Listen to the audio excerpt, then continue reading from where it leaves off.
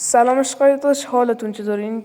در یک روز آفتابی آلکاتراز من داشتم داخل مواس خودم ول میچرخیدم که همزمان 2 نفر از بک به من دمیج دادن.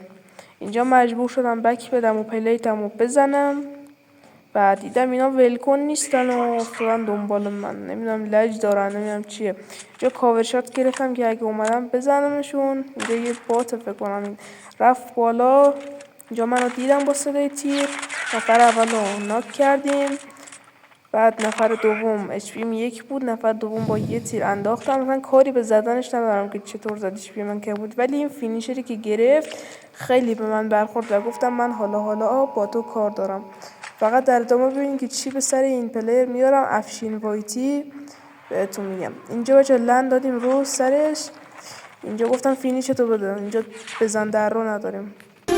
ویلک ما خودم پشتم سیاه تو دیگه رنگم نزن، به وجودم پر شیش است و دیگه سنگم نزن. آره دیگه بچه اینجا یه بار فینیششو گرفتیم. گفتم من با یه دونه فینیش کارم درست نمیشه، من بعد تا آخر بازی من تو رو بزنم تا وقتی که پروازات بپره.